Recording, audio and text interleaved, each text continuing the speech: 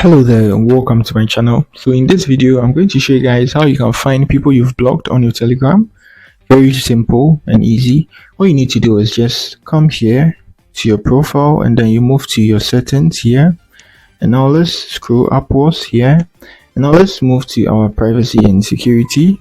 So let's tap on that and you can see blocked users. So here you can choose to unblock them.